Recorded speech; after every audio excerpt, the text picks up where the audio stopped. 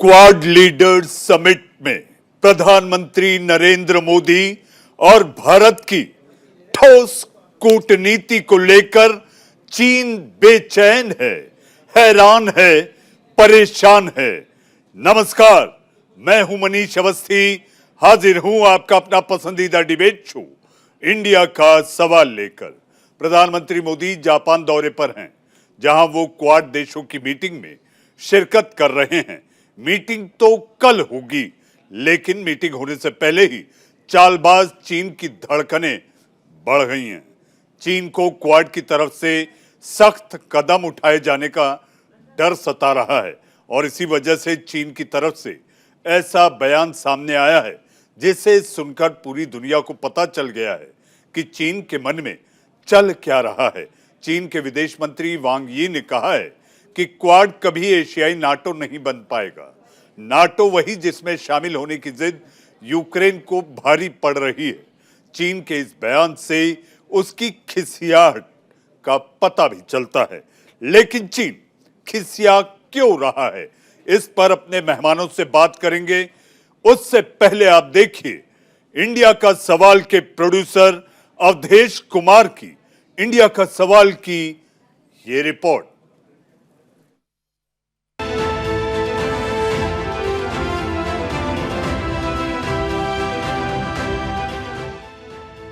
दुनिया की सियासत में इन दिनों बड़ी हलचल का सिलसिला लगातार जारी है। एक तरफ यूक्रेन पर रूस का हमला थम नहीं रहा है, तो दूसरी तरफ ताइवान पर ड्रैगन की बुरी नजर भी पूरी दुनिया को परेशान कर रही है। लेकिन इसी बीच चीन की सीमा के बेहद करीब होने वाली क्वाड मीटिंग से पहले ही चीन बुरी तरह चकरा गया है। चीन को भारत की कूटनीति से बड़े खतरे का आभास हो रहा है, क्योंकि भारत अपनी स्ट्रैटेजी से चीन के सारे मंसूबों को फेल कर सकता है। प्रधानमंत्री मोदी जापान दौरे पर हैं और जापान में ही वो क्वाड मीटिंग में शिरकत करेंगे। क्वाड मीटिंग 24 मई को होनी है, लेकिन चीन इस मीटिंग से कितना परेशान है उसके संकेत मिलने शुरू हो गए हैं। चीन के विदेश मंत्री वांग यी का बयान आया है कि क्वाड कभी एशियाई नाटो का दर्जा हासिल नहीं कर सकता है। चीन के इस बयान से साफ पता चलता है कि क्वाड मीटिंग से उसको दिक्कत क्यों हो रही है और क्यों मीटिंग से पहले ही चीन के होश उड़े उड़े नजर आ रहे हैं। बहरहाल भारत ने भी चीन के विदेश मंत्री के बयान पर करारा पलटवार किया है।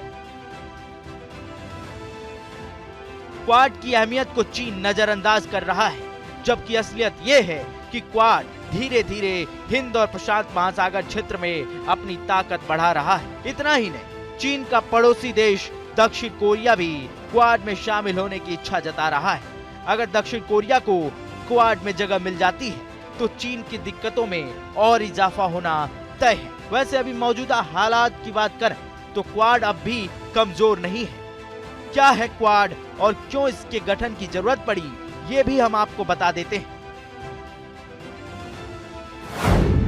दरअसल क्वाड अंग्रेजी भाषा के 4 अक्षरों से मिलकर बना है, Q, U, A और D, जिसका मतलब है, जिसे अंग्रेजी में क्वाड्रिलेटरल सिक्योरिटी डायलॉग भी कहते हैं। क्वाड के सदस्य देशों की बात करें तो भारत, जापान, ऑस्ट्रेलिया और अमेरिका इसके सदस्य हैं। 15 साल पहले 2007 में जापान ने क्वाड का आइडिया दुनिया को दिया था। इसे 2 समुद्रों का मेल कहा था। 2010 में चीन के दबाव में ऑस्ट्रेलिया क्वाड से बाहर हो गया था। हालांकि ऑस्ट्रेलिया बाद में फिर से क्वाड में शामिल हो गया। 2017 में क्वाड का फिर से गठन किया गया। दुनिया की सियासत को करीब से समझने वाले क्वाड का महत्व समझते हैं। वो जानते हैं कि क्वाड दुनिया की सियासत में कितना अहम है, लेकिन चीन पहले की तरह अब भी क्वाड को कमतर आंकता है। वैसे इसके पीछे चीन की जो विचारधारा है वो किसी से छुपी नहीं है। चीन जानता है कि अगर क्वाड देशों में एकता बनी रही तो वो चीन के लिए बड़ा खतरा साबित हो सकता है। प्रधानमंत्री मोदी जापान दौरे पर हैं। इसी दौरे पर 24 मई को पीएम मोदी क्वाड मीटिंग में शिरकत करेंगे, लेकिन उससे पहले ही चीन की आंख में क्वाड मीटिंग किरकिरा कर रही है। चीन की खिसियाहट उस बिल्ली की तरह है जो खिसिया कर खंबा नोचती है। हालांकि भारत चीन की इस नापाक हरकत का जवाब देगा, जिसका पूरी दुनिया बेसब्री से इंतजार कर रही है। Bureau report, news India.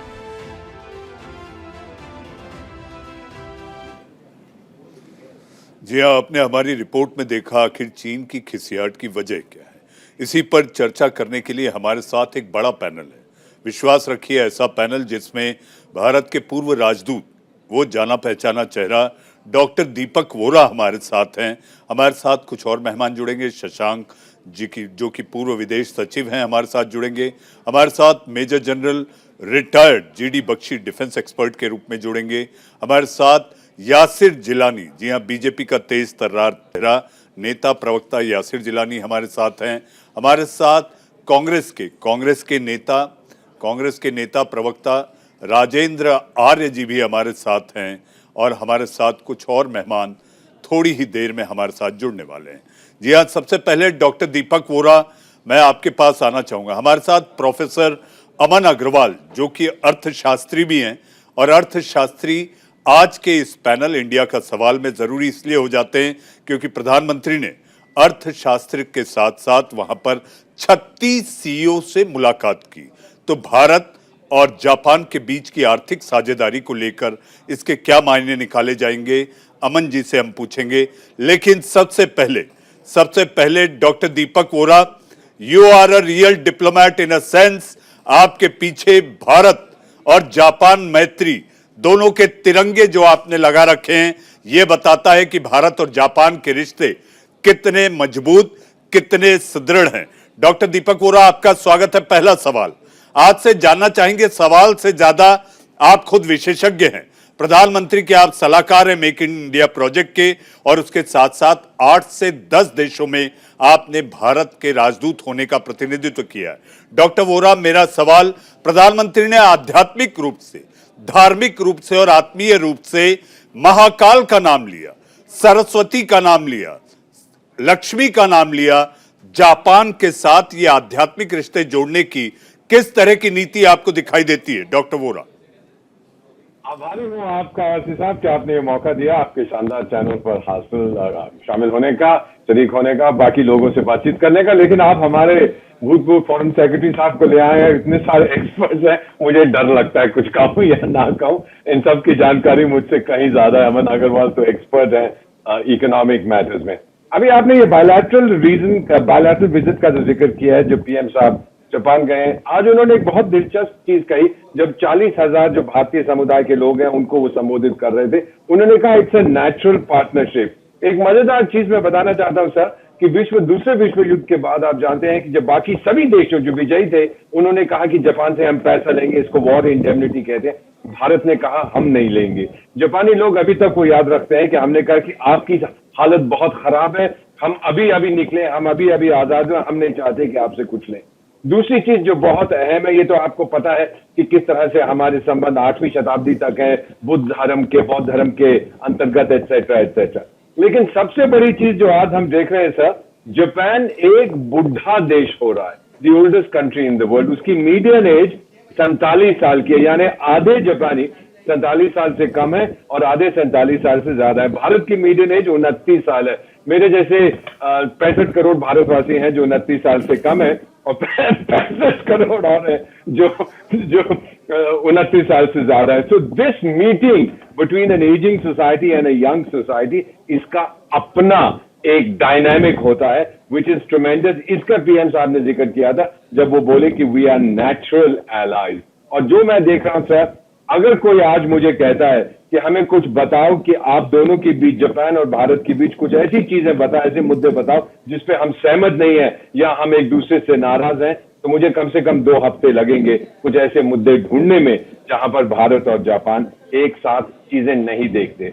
आपने क्वाड का भी जिक्र किया, चीन घबराया हुआ है। नेचुरली ये क्वाड्रिलैटरल सिक्योरिटी डायलॉग की शुरुआत हुई थी जब 2004 में सुनामी आई थी, भारत ने लीड किया तो रिलीफ एफर्ट, फिर हल्के करते आज ये यहां पहुंचा है जहां पर इकोनॉमिक और डेवलपमेंट कोऑपरेशन के साथ साथ मिलिट्री कोऑपरेशन है। और जिसको भी आप देखें sir, Indo Pacific region, Indian ocean Pacific region में सब, बल्कि यहां तक कि फ्रांस और ब्रिटेन भी वो अपना इंटरेस्ट एक्सप्रेस कर रहे हैं कि हम भी क्वाड में आना चाहते हैं, क्योंकि एक ही गोंद है इस समय जो क्वाड को और जी। मजबूत कर रही है, उस गोंद का नाम चाइना है सर। उसकी पॉलिसीज किसी को पसंद नहीं। जी जी डॉक्टर वोरा, सवालों की भरमार है, सवालों की भरमार। 40 घंटे, लगभग 2 दर्जन मीटिंग करेंगे प्रधानमंत्री। सवाल ढेर हैं, आपके पास आऊंगा। हमारे साथ major general retired GD Bakshi sahab हमारे साथ मौजूद है। जल बख्शी, आपको आवाज आ रही है? जी जी जल बख्शी, आपका स्वागत है। चीन भारत की कूटनीति से और खासकर क्वाड को लेकर लगातार अपने तरह से बयान देता रहा है। उनके विदेश मंत्री ने एक और बयान दे दिया। जल बख्शी, उनके विदेश मंत्री यांग वी कहते हैं कि ये एशिया का नाटो कभी नहीं बन पाएगा।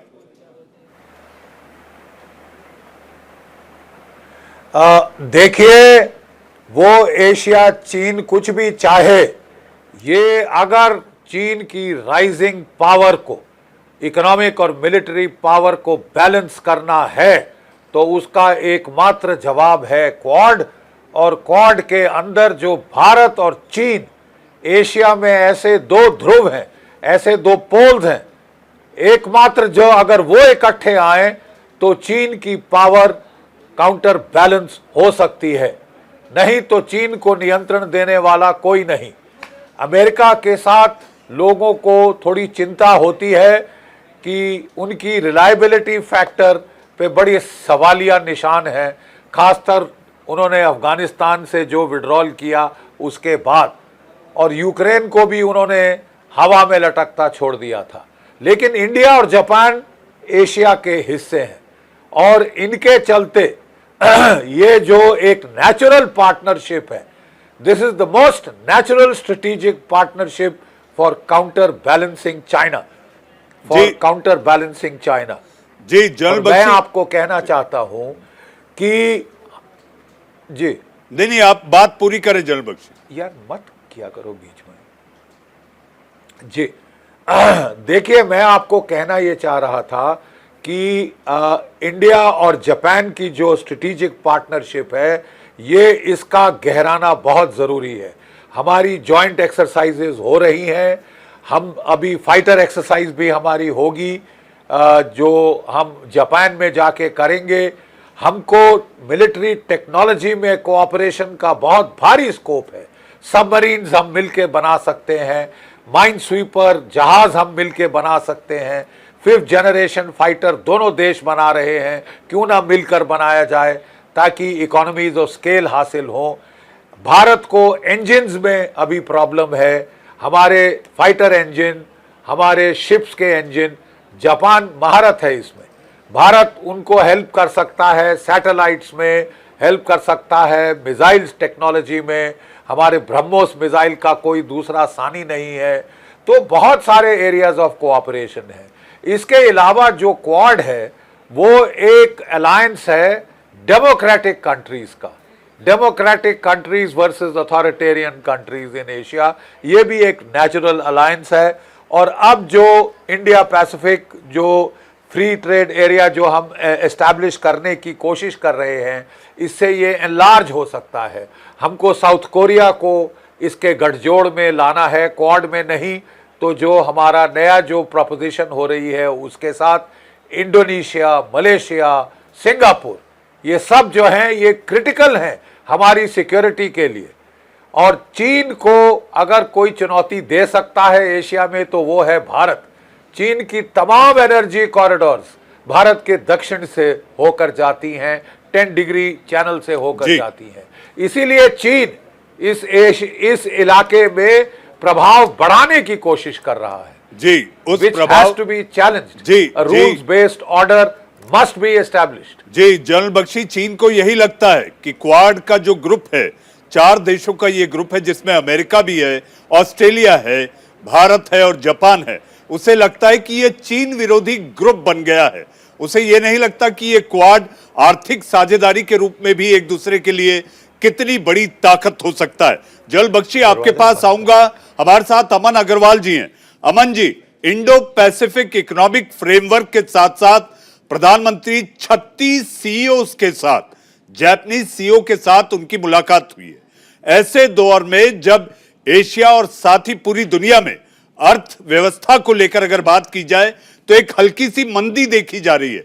तो ये मुलाकात के मायने भारत के लिए साझेदारी के रूप में कितने मजबूत होते दिखाई दे रहे हैं? देखिए जी, ये बहुत अहम है जो आज की मुलाकात, आज 2 दिन की मुलाकात जापान में चल रही है प्रधानमंत्री मोदी के द्वारा।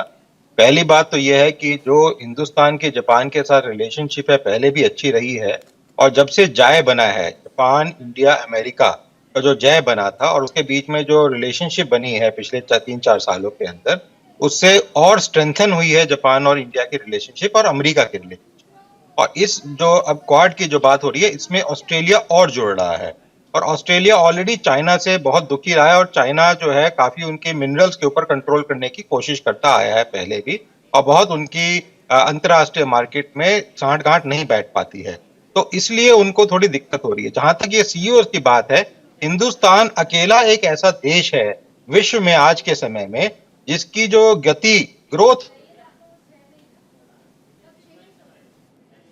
अमन जी के तकनीकी खामी के कारण उनसे संपर्क टूट गया है। हमारे साथ दो सियासी मेहमान हैं, यासिर जिलानी बीजेपी के प्रवक्ता, और हमारे साथ आर्य जो कि कांग्रेस के प्रवक्ता हैं, हमारे साथ है राजेंद्र आर्य जी। यासिर साहब, मेरा सवाल आपसे, प्रधानमंत्री जी ने आध्यात्मिक रूप से जापान के रिश्तों को अभी हाल ही में कुछ ही देर पहले, घंटे भर पहले, जब वो भारतीयों को संबोधित कर रहे थे जो जापान में रहते हैं, उन्होंने आध्यात्मिक और आत्मीय रूप से जोड़ने की और जुड़ाव दिखाने की कोशिश की है। मनीष जी, देखिए, मेरा पूरा जवाब जो होगा वो राजनीतिक दृष्टिकोण के केंद्र बिंदु पे ही रखूंगा मैं। और भारत के बहुत सारे ऐसे मूवमेंट पहले भी रहे हैं जिसपे हमें अच्छा लगा, हम भारतीयों को बड़ा पसंद आया। लेकिन आप जो कल से आज के सारी तस्वीरें देख रहे हैं, जो सुखद एहसास है, जो गौरवान्वित करते हुए क्षण सामने आ रहे हैं, जिस तरीके से जापान में प्रधानमंत्री का स्वागत हुआ है, जिस तरीके से भारतीय संस्कृति, सनातन परंपरा को लोगों ने खुल के पेश किया है, ये बड़ा गौरव का क्षण है भारत के। और ये हमारे जो लीडर हैं, जो देश को रिप्रेजेंट करते हैं, हमारे प्रधानमंत्री नरेंद्र मोदी का करिश्मा है।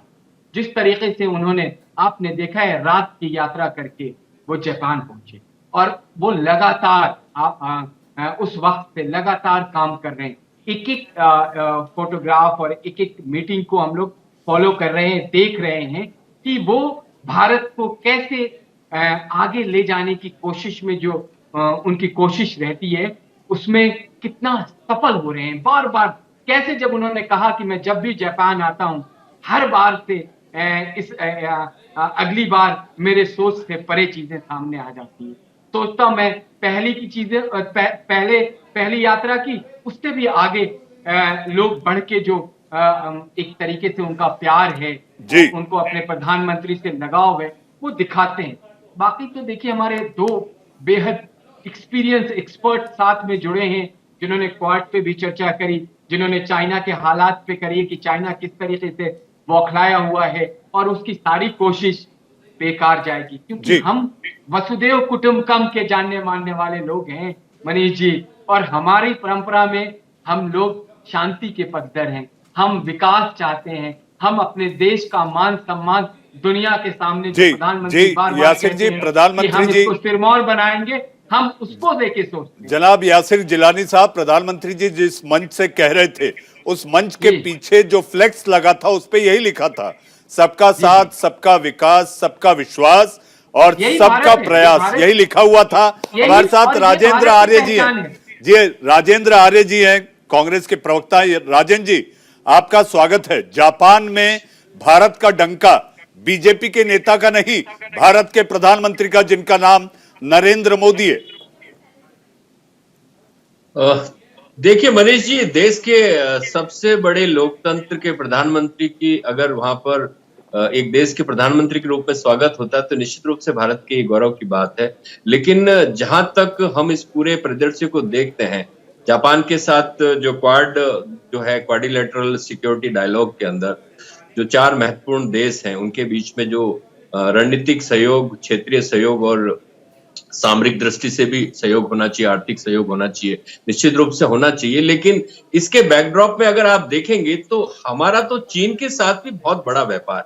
चीन के साथ इतना बड़ा व्यापार है, और खासकर मतलब दिसंबर 2021 में वो 100 अरब डॉलर से पार पहुंच गया। प्रधानमंत्री को यहाँ पर चीन को अगर वास्तव में चोट पहुंचानी है तो चाइना के साथ जो ट्रेड है उसको कम करना पड़ेगा, और जो ट्रेड डेफिसिट है वो 58% से भी अधिक है। दूसरा मैं आपको बात बता दूं कि हमारी जो सीमाओं पर जो तनाव है उसके बावजूद हम व्यापार बढ़ाते जा रहे हैं, तो यहां कहीं जाकर हिंदुस्तान की स्थिति थोड़ी कमजोर होती है। तो आज यहां पर प्रधानमंत्री जी को यह देखना चाहिए कि चाइना के साथ जितना कम व्यापार हो तभी चाइना को हम काबू में कर सकते हैं। चाइना साम्राज्यवादी देश है, वो पूरी की पूरी जो टेरिटरीज पे आपको पता होगा विगत 8 वर्षों के अंदर, और खासकर आपको पेंगोत्सो जो झील है उसके ऊपर दूसरा पुल बनाने की वो तैयारी में है। हम लोग कहां तक उसके ऊपर दबाव बनाने में कामयाब है, प्रधानमंत्री को इस पे फोकस करना चाहिए। जिस तरीके से उन्होंने बिना लड़े हमारी जमीन पर मतलब एनक्रोचमेंट किया, ये भी हमारे लिए बहुत चिंता की बात है। लेकिन निश्चित रूप से मैं क्वाड के अंदर गलवान राजन जी भूले नहीं है, गलवान भूले नहीं है राजन जी, गलवान में चीन के दांत खट्टे करा दिए थे भारतीय सैनिकों ने। खट्टे हुए हमारे 21 से 22 सैनिक भी शहीद हुए। देखिए इस पे सैनिकों की शहादत को आप उस पे मत देखिए। तो आज आपको ये देखना पड़ेगा कि अगर किसी देश को किसी देश को कांग्रेस के नेतृत्व की देने की उनके प्रवक्ता गिलानी जी बीच में मत बोलिए, बीच में मत बोलिए। आप जो बोले थे हम नहीं बोले थे। यासिर साहब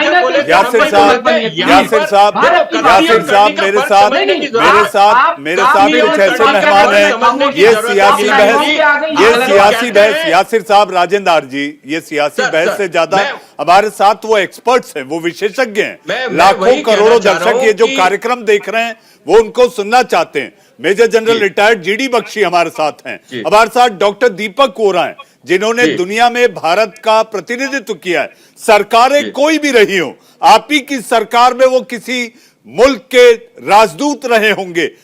राजदूत जो होता है वो सरकार नहीं देखता, वो केवल भारत देखता है। तो इस समय मेरी आप दोनों से आग्रह है कि सियासी बहस से बचते हुए हम इस समय दर्शक जो आप लोगों को सुनने आया है वो जाने और समझे कि ये क्वाड यानी कि जो लीडरशिप समिट है इसके क्या मायने। हमारे साथ अमन अग्रवाल जी है। राजन जी आऊंगा, मैं एक ब्रेक के बाद आपके पास आऊंगा। अमन अग्रवाल जी, अमन जी, ये क्वाड अपने आप में एक आर्थिक शक्तियां भी हैं, और जैसा कि राजेंद्र आर्य चिंता जता रहे थे, ये चोट करने में सक्षम है। चीन के व्यापार, चीन की अर्थव्यवस्था को चोट पहुंचाने में क्वाड सक्षम है। अमन अग्रवाल जी। नहीं, बिल्कुल आप ठीक कह रहे हैं, और जैसे मैं पहले बता रहा था, हिंदुस्तान की अर्थव्यवस्था जो है इस समय सबसे सुरक्षित है। सारा विश्व इस चीज को जानता है। करीबन $7 बिलियन पिछले साल में हर महीने हमारे देश में इन्वेस्टमेंट हुई है, जो विश्व में सबसे बड़ी इन्वेस्टमेंट है कि देखने को मिली है। और ये तब हुआ है जब कोरोना काल चल रहा था। उस समय भी लोग $6.5 बिलियन से $7 बिलियन हिंदुस्तान में इन्वेस्ट कर रहे हैं। उसके अलावा अगर आप देखें, चाहे यूक्रेन और रशिया का वॉर हो रहा है, तब भी सारे विश्व के लोग, बड़े बड़े नेता, प्रधानमंत्री, प्रेसिडेंट आके प्राइम मिनिस्टर मोदी को कह रहे हैं उनसे मिलाप करने। तो ये एक छवि जो भारत की बनी हुई है। और जैसे मैंने बताया, जापान और इंडिया का ट्रेड रिलेशन जाए के बाद और अच्छा इंप्रूव किया है। तो इस समय पहली बार पिछले 4 साल में अमेरिका से 2 या 3 विजिट हुई हैं टुकड़ियों की, जहां सीईओ पहली बार हिंदुस्तान आए। नहीं तो हमारे मंत्री जाते थे, हमारे सीईओ जाते थे अमेरिका में टाइल करने के लिए। अब अमेरिका के सीईओ, बड़े बड़े सीईओ आते हैं हिंदुस्तान बिजनेस करने के लिए। इसी तरीके से जापान से भी बिजनेस हमारा बहुत अच्छा चल रहा है। जो गवर्नमेंट ट्राई जो पार्टी होता है, जो जी Aman ji, doctor Vora rightly said in his statement about Japan is an ageing nation. Japan एक बूढ़ा होता देश है और भारत युवा ताकत से लबरेज है। मेरे लिए वक्त है एक छोटे से ब्रेक का। ब्रेक के उस पार हम चर्चा करेंगे कि आखिर प्रधानमंत्री नरेंद्र मोदी और बाइडेन की मुलाकात के क्या मायने, और रूस यूक्रेन जंग के बीच क्वाड की ये बैठक कितना अहम रखती है। छोटे से ब्रेक के बाद।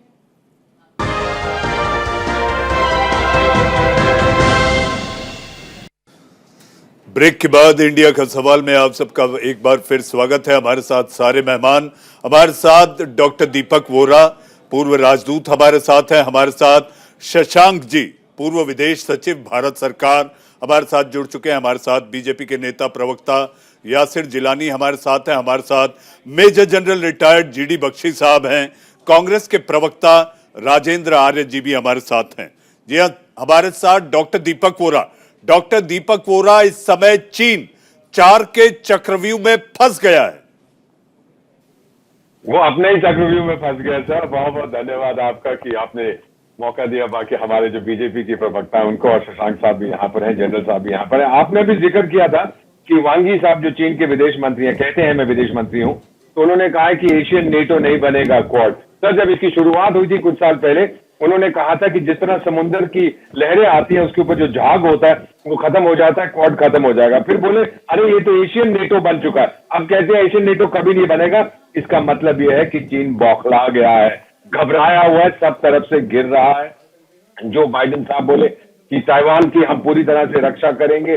सारी दुनिया सर इस समय क्वाड के अंदर, या जो क्वाड प्लस है उसके अंदर शामिल होना चाहते हैं। यहां तक कि ब्रिटेन, जर्मनी और फ्रांस ने भी इंटरेस्ट एक्सप्रेस किया। इसका मतलब है कि एक नई ग्रुपिंग आ रही है जिसका एक सिक्योरिटी इंटीरियर होगा और बाहर उसका होगा डेवलपमेंट और इकोनॉमिक कोऑपरेशन। चीन ये बात समझता नहीं है कि दुनिया के लोग क्या चाहते हैं। उसके लिए बस एक ही दुनिया है, वर्ल्ड विद चाइनीज कैरेक्टरिस्टिक। क्षमा चाहता हूं, लेकिन मेरे को ऐसी दुनिया नहीं चाहिए। मेरे को एक फ्री एंड डेमोक्रेटिक दुनिया चाहिए। जी, हमारे साथ शशांक जी जुड़ चुके हैं। शशांक जी, आपको आवाज आ रही है मेरी? जी नहीं हुआ। Shashank ji, can you hear मी?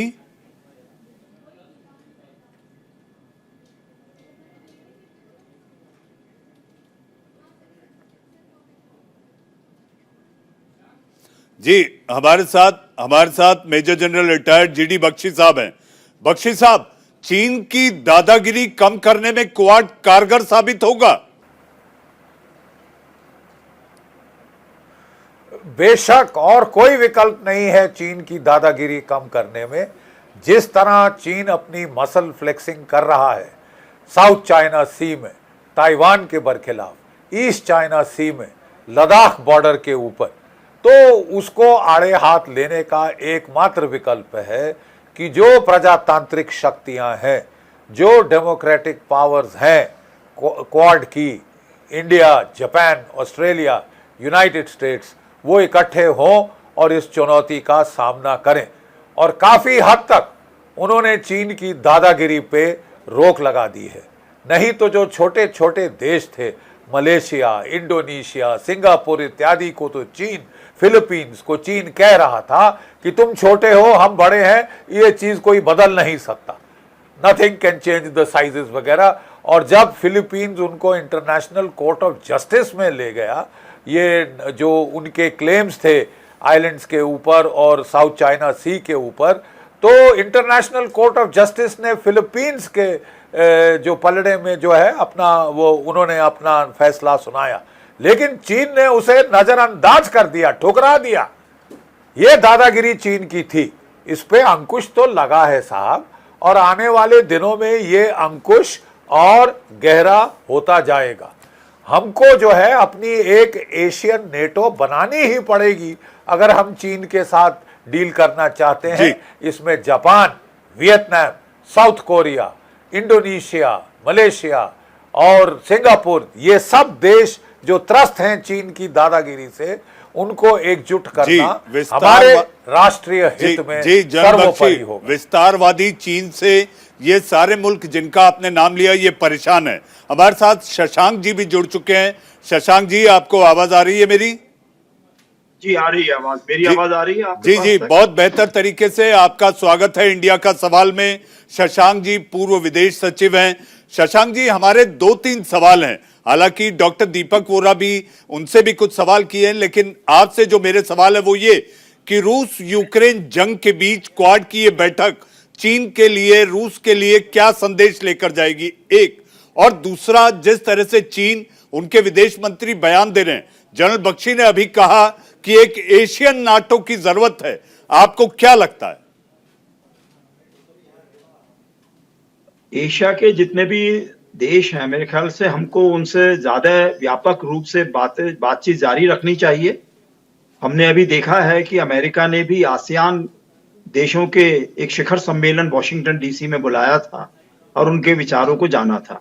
अब ये क्वाड की समिट वार्ता टोक्यो में होगी, जो कि हम ये 4 प्रजातांत्रिक देश हैं उनके बारे में, तो मेरे ख्याल से पूरे तरीके से हमको एशिया में शांति बनाए रखने के लिए, और जो चीन की वजह से विस्तारवादी नीति हो या जो सप्लाई चेन रिलेशनशिप सब एकदम से वो डिस्टेबलाइज हो गई हैं, तो उसके बारे में बातचीत होगी कि किस तरीके से जो देश ऑल्टरनेटिव बन सकते हैं चीन के लिए सप्लाई चेन्स के लिए, उसके लिए पूरी तरह से मदद की जाए। इसमें भारत का जो आत्मनिर्भरता का जो हमारा मोटो है, उसमें आवश्यक है कि जापान हो, ऑस्ट्रेलिया हो, अमेरिका हो, वो पूरे तरीके से मदद करके अपनी कंपनीज को एडवाइस करें कि अगर वो चीन से निकलना चाह रहे हैं तो भारत एक उनके लिए अच्छा विकल्प हो सकता है। और मेरे ख्याल से ये जो वार्तालाप होंगे, और 23 मीटिंग्स हमने सुना है प्रधानमंत्री की जी। होने वाली हैं टोक्यो में, और वहाँ के बहुत बड़े बड़े जो सीईओज वगैरह हैं, तो हम सोचते हैं कि ये क्वाड का बहुत पॉजिटिव इम्पैक्ट होगा और निर्णय ले लिया जाए कि सप्लाई चेन्स जो हैं वो आत्मनिर्भरता कैंपेन जैसे भारत ने चलाया है उसके साथ में जोड़ना चाहिए। जी शशांक जी, मैंने आपसे एक सवाल किया था, वो ये कि रूस यूक्रेन जंग के बीच ये बैठक के मायने क्या, क्योंकि अमेरिकी राष्ट्रपति बाइडेन भी इस बैठक का हिस्सा हैं। जी, आपने ठीक कहा। राष्ट्रपति बाइडेन का अगर हम देखें यूरोप के मुल्कों के साथ में, तो उन्होंने हमेशा यही कहा है कि पूरी मदद करेंगे यूरोप के देशों की, लेकिन रूस के साथ में सीधा कॉन्फ्लिक्ट नहीं करना चाहेंगे, ना अमेरिका का ना नेटो के देशों का। तो एक प्रकार से हमने देखा है कि यूरोप में भी जो इस समय युद्ध चल रहा है, नेटो के देशों ने और अमेरिका ने हमेशा से अपने को पीछे रखा है, खाली हथियारों को भेजा है, और जो सैटेलाइट्स या और तरह के से मदद कर सकते हैं। तो मैं समझता हूं कि उसमें अमेरिका का दोनों तरह के हमको देखना चाहिए एटीट्यूड। एक तो ये कि उनके यहाँ जो मिलिट्री इंडस्ट्रियल कॉम्प्लेक्स है, जो कि नए नए हथियारों को बनाता है, उनको एक तरीके से यूरोप में बहुत बड़ा मार्केट मिल गया है। जल बख्शी आ रहा हूं। तो उनके लिए बहुत अच्छी बात है। और ये नवंबर में चुनाव होने वाले हैं अमेरिका में, जिसमें बाइडेन साहब की थोड़ी पोजीशन वीक होती जा रही है, तो हम समझते हैं कि उसमें ये अगर किसी तरीके से एम्प्लॉयमेंट वगैरह वहाँ बढ़ेगा तो उससे फायदा होगा। लेकिन दूसरा हमको ध्यान रखना है कि यूरोप के अंदर भी बाइडेन साहब रूस को सीधे सीधे चुनौती देने के लिए तैयार नहीं है। और जो एशिया के देशों के साथ में उनकी अभी तक मीटिंग्स रही हैं, बाइडेन साहब ने कभी भी उनको ये नहीं ज्यादा स्ट्रिक्टली बोला है कि आप हमारी मदद कीजिए, क्योंकि सब आसियान के देश भी जो उनसे मिले थे, उनके नेताओं ने भी कहा कि हम चीन और रूस के साथ में बिल्कुल अपने को डीलिंक नहीं कर सकते हैं, क्योंकि हमको जो है अपने जनता के बारे में सोचना है। हमारा आर्थिक जो उनके साथ में इंटीग्रेशन है और मिलिट्री इंटीग्रेशन है, उसको हम नहीं ओवरलुक कर सकते हैं। तो मेरे ख्याल से मैं समझता हूं कि जिस तरीके से बाइडेन साहब को ऑलरेडी एशिया की फीलिंग्स का थोड़ा अनुभव हो गया है, तो इस पे ज्यादा वो नहीं, रूस यूक्रेन में वो जरूर कहना चाहेंगे कि किसी ना किसी तरीके से युद्ध को खत्म करा जाए।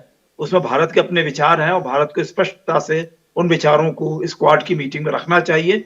लेकिन साथ ही साथ में सबसे बड़ी बात यह है, चूंकि चिंता एक चीन से है, तो भारत को सबसे ज्यादा ध्यान ये रखना चाहिए कि सबसे बड़ा निर्णय इस मीटिंग का होना चाहिए कि किस तरीके से ऑल्टरनेटिव सप्लाई चेन्स बनाई जा सकती हैं, जो कि चीन का जो दादागिरी चलती है उसको रोका जा सके। जी शशांक जी, आपसे और डॉक्टर दीपक वोरा से मेरा एक सवाल होगा कि भारत जब प्रधानमंत्री नरेंद्र मोदी बाइडेन से मुलाकात करेंगे तो ये मुलाकात के क्या मायने होंगे। मेरे साथ कुछ और मेहमान हैं, लेकिन जनरल बख्शी की उंगली उठी थी।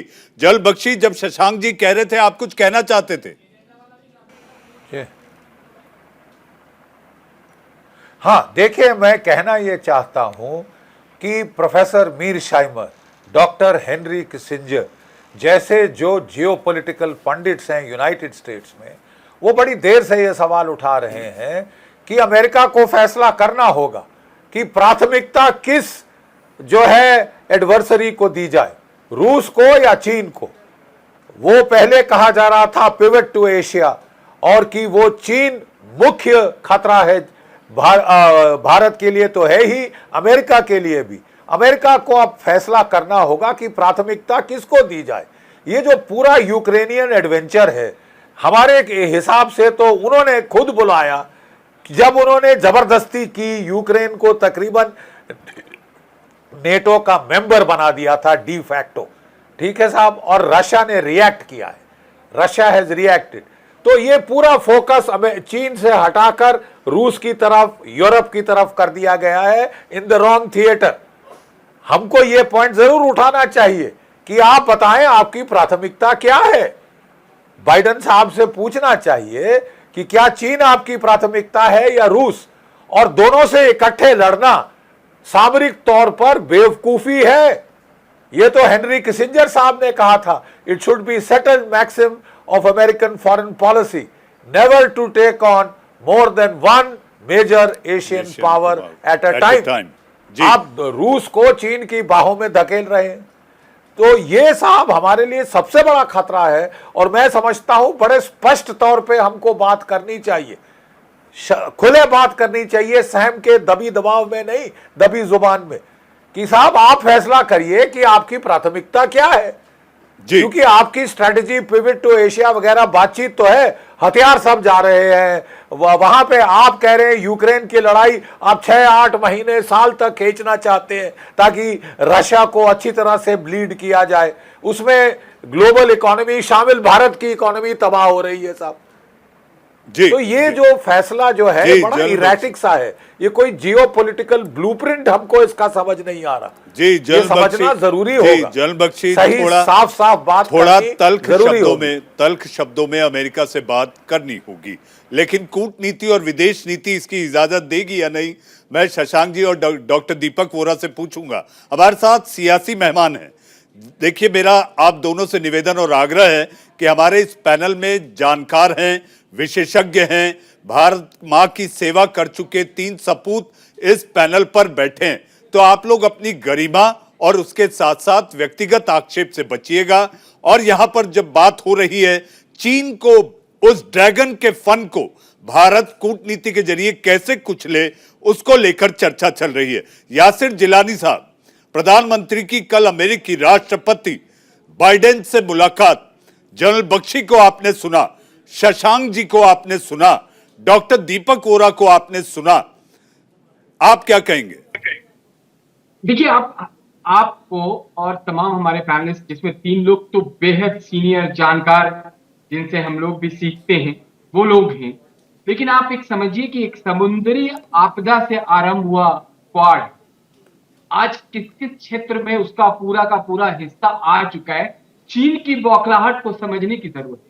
तकनीकी, ऊर्जा, व्यापार। यासिर साहब, समुद्री आपदा यानी आप जिक्र कर रहे हैं सुनामी का, जब 2007 में सुनामी के बाद इसका गठन हुआ था। लेकिन चीन अब इसे घुर विरोधी मानता है। चीन ये मानता है कि ये क्वाड चीन के खिलाफ, चीन के लिए चक्रव्यूह रचते हैं। देखिए, मैंने अपने राजनीतिक दृष्टिकोण में ये कहा है कि भारत शांति का पक्षधर है। हम विश्व में शांति की स्थापना की कामना करते हैं। हम विश्व को जो संदेश देते हैं भारत, वो संदेश बिल्कुल अलग होता है। हमारे प्रधानमंत्री जी जिस तरीके से आप देख रहे हैं कि वो जब उनसे मुलाकात होगी बाइडेन साहब से, उनके साथ भी वो इसी तरह का उनका पूरा का पूरा मूड और पूरी की पूरी रणनीति और कूटनीति पे चर्चा मैं इसलिए नहीं कर रहा हूं कि हमारे एक्सपर्ट बैठे हों। उन्होंने एक एक चीज बहुत ही माइन्यूट तरीके से समझाया है। मैं कांग्रेस के प्रवक्ता की तरह चाइना को सिर्फ ये समझाना चाहता हूं और चाइना समर्थक लोगों को ये बताना चाहता हूं कि आप क्वाड की स्थिति को समझिए, कितनी मजबूत 2022 तक आते आते ये पूरी की पूरी जो सिचुएशन है, ये व्यवस्था है दृष्टिकोण से कितनी मजबूत है। अब आपको समझने की जरूरत ये है कि हम लोग कितने मजबूत स्थिति में हैं। हमारे पास जी आवाज आ रही है? जी, आपकी आवाज आ रही है। राजेंद्र आर्य जी आतुर हैं आपकी बातों का जवाब देने के लिए। राजेंद्र जी, चीन का फन कुचलना जरूरी है, इसलिए ये क्वाड है। और क्वाड पर मुझे ऐसा लगता है कोई भी सियासी बयान अपने आप में इसकी गरिमा को ठेस पहुंचाते हैं। देखिए मनीष जी, क्वाड के ऊपर बयान किसी भी तरीके का कोई बयान नहीं है। क्वाड एक बहुत ही क्षेत्रीय संतुलन के लिए और द्विपक्षीय संबंधों के लिए, और ये चतुष्कोणीय संबंधों की बात करूंगा क्योंकि क्वाड्रिलेटरल है, तो इसके अंदर किसी को कोई संशय नहीं है। लेकिन इसके अंदर शामिल जो 3 देश हैं भारत के अलावा, उन तीनों देशों के साथ में भारत के बहुत अच्छे संबंध है, चाहे अमेरिका हो, चाहे ऑस्ट्रेलिया हो, चाहे जापान हो, और उनके साथ में हमारे बहुत अच्छे संबंध है। उनके साथ में हम बहुत अच्छे ट्रेड भी करते हैं और बहुत सारे हमारे बायलैटरल इश्यूज भी हैं। अब समस्या यह है कि जिस चीन को लेकर हम क्वाड को कह रहे हैं कि क्वाड से हम चीन को कंट्रोल करेंगे, क्वाड से चीन को कंट्रोल करने से अच्छा है कि हम चीन को सीधे ही कंट्रोल करें, क्योंकि हमारा जो व्यापार है उस व्यापार को कम किए बगैर चीन को नियंत्रित नहीं किया जा सकता, क्योंकि हमारा सीमाओं पर तनाव है। उस तनाव के होते हुए भी अगर हम व्यापार बढ़ाते हैं तो चीन कंट्रोल होगा कैसे? मुझे इस बात पे संशय है। मुझे प्रधानमंत्री कहते हैं कि हमें लाल आंखें दिखानी पड़ेगी, लेकिन दुर्भाग्य से एक बार भी चीन का नाम लेकर उन्होंने ये नहीं कहा कि यहाँ पर ये होना चाहिए, वो होना चाहिए। आप बार बार बाजार का नाम लेके आ रहे हैं। नहीं, गलवान की भी मुझे पता है, झील का भी पता है, 2 बार पुल बन गए, हमारे टेरिटरी में आके 4000 किलोमीटर से ज्यादा जमीन पे कब्जा भी हो गया, बिना लड़े हमने जमीन गंवा दी। तो आज इस बात को भी आपको स्वीकार करना पड़ेगा। किस तरीके से सरकार राजन जी हमारे साथ इस पैनल पर विदेश नीति के जानकार हमारे साथ मां भारती की सेवा कर चुके मेजर जनरल रिटायर्ड यहाँ बैठे हैं। आखिर चीन को लेकर इस तरह का जो भ्रम आता है कि चीन विस्तारवादी तो है लेकिन उसने भारत की जमीन कब्जाई है, इसको लेकर कहने के लिए हमारे साथ पैनल पर लोग हैं। और चीन के साथ में लाल आंखें दिखाने की जरूरत है। प्रधानमंत्री ने किसी भी मौके पर चीन का नाम लेकर कभी भी उसको वो नहीं कहा। तो आज यहाँ पर जरूरत है सबसे पहले ट्रेड को जी भारत वो बखूबी करेगा। यही कूटनीति का हिस्सा भी होता है। राजन जी मुझे विश्वास है आप जिस तरह से आप सवाल कर रहे हैं और जवाब दे रहे हैं, मुझे विश्वास है राजन जी आप पढ़ लिख कर आए हैं। राजन जी मुझे विश्वास है आप पढ़ लिख कर आए हैं। इंडिया का सवाल की डिबेट है और हमारे साथ इस पैनल पर इतने महानुभाव हैं, ऐसी शख्सियत बैठी हुई हैं जिन्होंने विदेश नीति में महारत हासिल की है, मां भारती की सेवा की है। डॉक्टर वोरा, कल की बैठक बाइडेन के साथ प्रधानमंत्री की मुलाकात कितनी महत्वपूर्ण आपको लगती है ऐसे नाजुक दौर में? जब आपके पास शशांक साहब जैसे फॉरेन सेक्रेटरी शशांक साहब जैसे विशेषज्ञ हो जो मेरे गुरु रह चुके हैं विदेश सेवा में, तो मैं क्या कह सकता हूँ, he is a living legend. मैं इतना ही कहूंगा कि कई मुलाकात हो चुकी हैं बिटवीन जो बाइडेन और हमारे प्राइम मिनिस्टर। पर्सनल इक्वेशन उनकी बहुत अच्छी है और मेरा ख्याल उनका मेन फोकस रहेगा, जो ऑपरेशनल फोकस है वो रहेगा क्वाड के ऊपर, वो रहेगा ये इंडो पैसिफिक इकोनॉमिक फोरम की बात कर रहे हैं। 2/3 दुनिया की जो आबादी है वो रहती है Indian and Pacific Ocean zones में। और सर इतना मैं आपको बताना चाहता हूँ, जो छोटे देश हैं, आसियान का जिक्र किया, बहुत से और आइलैंड देश हैं दूसरे हैं, वो चीन से डरते हैं। अब उनको क्वाड के जरिए और इंडो पैसिफिक इकोनॉमिक फोरम के जरिए एक ऑल्टरनेटिव मिल रहा है और बहुत बहुत हद तक इसका श्रेय एक व्यक्ति को जाता है जिनका नाम है नरेंद्र भाई दामोदर दास मोदी। उन्होंने इसको नया जीवन दिया है, पॉलिटिकल, इकोनॉमिक और मिलिट्री। शशांक साहब मुझसे सहमत ना हो sir, please feel free to criticise me sir, आप ही से सीखा है सर। जी शशांक जी आपके पास आना चाहूंगा। डॉक्टर दीपक वोरा की ह्यूमिलिटी साफ दिखाई देती है, जिस तरह उन्होंने अपने आपके स्टूडेंट होने की बात कहकर आपके प्रति कृतज्ञता दिखाई और उन्होंने ह्यूमिलिटी के तहत कहा कि अगर मैंने कुछ गलत कहा है तो सुधार देना। शशांक जी हम आपसे जानना चाहेंगे, क्वाड की कल बैठक और उसके बाद प्रधानमंत्री नरेंद्र मोदी की बाइडेन के साथ मुलाकात कितनी अहम लगती है इस नाजुक और ऐसे महत्वपूर्ण दौर में? देखिए डॉक्टर दीपक वोरा ने जो भी कहा है ये उनका बड़प्पन है।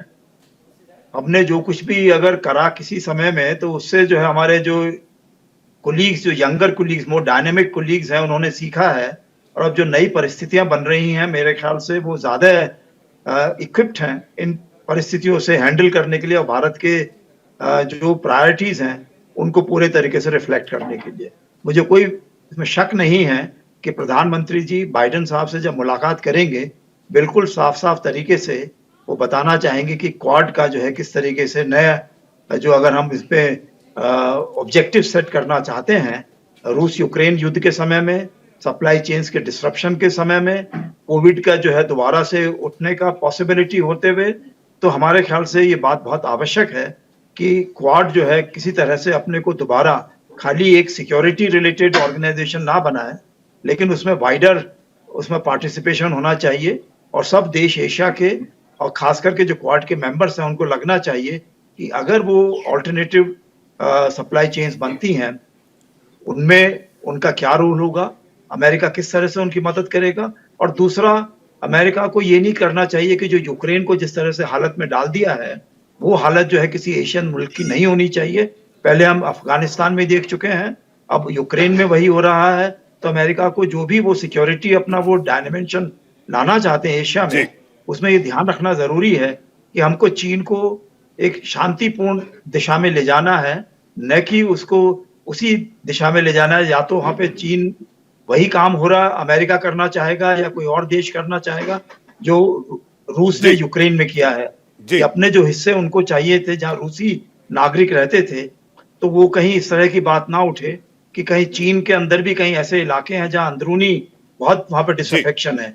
दूसरा, हम ये भी नहीं चाहते हैं कि चीन जो है और देशों के ऊपर उनके ऊपर हमला करके अपना उनके ऊपर आधिपत्य जमाना चाहे। तो मेरे ख्याल से बहुत कॉम्प्लिकेटेड रिलेशनशिप्स हैं, और क्वाड में सबसे बड़ी बात ये हो कि बाइडेन साहब को सुनना चाहिए यहाँ के देशों के बारे में, उनके विचारों को, और खास करके मोदी साहब जो हैं बहुत अच्छे तरीके से समझा सकते हैं कि भारत के 135-140 करोड़ लोगों की क्या विचार हैं और किस तरीके से उनकी चिंताएं हैं चीन को लेकर या एशिया के इश्यूज को लेकर, रूस यूक्रेन को लेकर, कि किस तरह से उसको बढ़ाया जाएगा आगे उनके। शशांक जी, आपने जिस तरह से विश्लेषण किया कि कल की मुलाकात के मायने कितने गंभीर होंगे, किन किन मुद्दों पर चर्चा होगी। जल बख्शी, आखिरी सवाल, एक छोटा सवाल है लेकिन आपका जवाब बहुत मायने रखेगा। युद्धाभ्यास को लेकर चीन के खिलाफ समुद्र में 2020 में जिस तरह से क्वाड देशों ने युद्धाभ्यास किया था, इस तरह के कई और अभ्यास जरूरी है। बेशक, बहुत जरूरी ही नहीं, अनिवार्य है, बहुत एसेंशियल है कि हम ये सिग्नल भेजें, इंटरऑपरेबिलिटी बढ़ाएं। देखिए, एक टेंडेंसी है कि अमेरिका जो है वो डाइल्यूट करने की कोशिश कर रहा है the military part of the alliance. तभी उन्होंने ऑस्ट्रेलिया के साथ एक अलग, ऑस्ट्रेलिया, यूके और यूनाइटेड स्टेट्स का मिलिट्री गठजोड़ बनाया है। तो इसका मतलब कुछ संकेत जा रहा है कि मिलिट्री रेलेवेंस क्वाड की कम है, ये केवल एक टॉक शॉप है, ये केवल एक जगह है जहां हम इकोनॉमिक बातें करेंगे, नॉन कंट्रोवर्शियल इश्यूज ही उठाएंगे, कोविड जैसे इश्यूज और सुनामी जैसे इश्यूज। ये भी मैं समझता हूं थोड़ा सा हमारे हितों में नहीं होगा। शशांक जी, पूर्व विदेश सचिव, डॉक्टर दीपक वोरा, पूर्व राजदूत, यासिर जिलानी, प्रवक्ता बीजेपी, और राजेंद्र आर्य, प्रवक्ता कांग्रेस, आप लोग आए और इस अहम मसले पर अपने विचार रखे, अपनी पार्टी की बात करी, और इसके साथ साथ कल की मुलाकात पर सबकी नजर होगी। जी हाँ, ये भारत है, बोलता कम है लेकिन जवाब देना जानता है, और जवाब भी करारा देता है। जब भारत और चीन के बीच तनाव चल रहा था तो प्रधानमंत्री ने संकेत दिया था, हम सुदर्शन चक्रधारी हैं, हमें पता है कि आखिर वो चक्र कब छोड़ना है। कल की मुलाकात के कई मायने होंगे। इंडिया का सवाल में आज के लिए बस इतना ही। वक्त है एक छोटे से ब्रेक का। ब्रेक के उस पार हमारी सहयोगी प्रीति लेकर आएंगी न्यूज इंडिया पर खबरों का पिटारा, थोड़े से इंतजार के बाद।